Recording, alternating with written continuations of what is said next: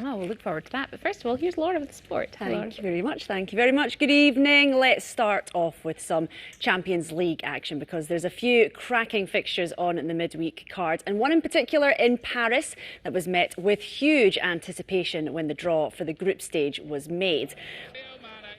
Well, the domestic game is in full flow at the moment, but it won't be too long before attention turns once again to the international stage, with Scotland playing 2 games next month that will go a long way to determine whether they'll appear at the World Cup in Qatar next year.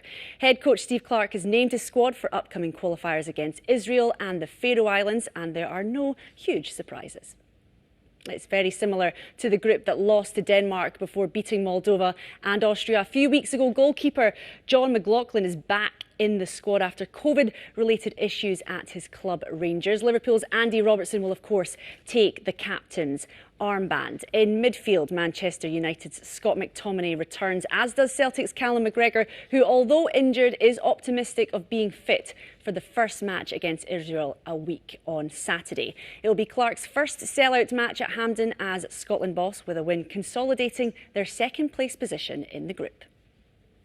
I think the fact now that that Israel game is a week on Saturday, and 3 days later Clarke takes his players to the Faroe Islands. 6 points from those 2 encounters would put Scotland in pole position to go into the playoffs to reach their first World Cup since 1998. But that Israel game in particular will be a stern test. They lie just 1 point behind the Scots in the qualification group, but Clarke is happy with his side's progress. Now, history will be made tomorrow at Easter Road Stadium in Edinburgh when a crowd of around 6,000 fans turn up to watch Hibernian take on Hearts in an Edinburgh derby. It will be the highest attendance in Scotland for a women's club fixture. Hibs decided to make the tickets available for free in a bid to bolster the profile of the game and the number of spectators clinking through the turnstiles.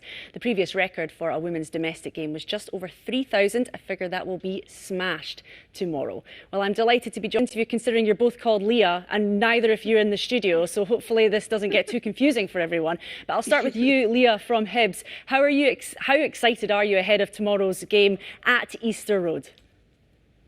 Yeah, I think it's going to be such an exciting night. I'm told. Leah from Hearts, to be part of this little bit of history with your friend on the opposite team, how special is that? Yeah, I mean, part of it with your teammates, but also when for you in terms of you didn't get much time, playing because you were injured. Then there was the COVID pandemic. How excited are you to be out there on this huge stage tomorrow with your teammates and being able to play the game that you love? I should have given the other Leah an opportunity to tell us what score she thought it was going to be. On her behalf, I'll say 1-0 Hibs. 1-0 Hibs, yeah. I love how you were navigating Leah from Hearts, Leah from Hibs, back and forth. Well done, Laura from Sport. Oh, thank you very much. Thank you. Cheers. Now, here's a question for you, Connor. Do you know what a fly cemetery is? Not a clue. Where is this going? It's not.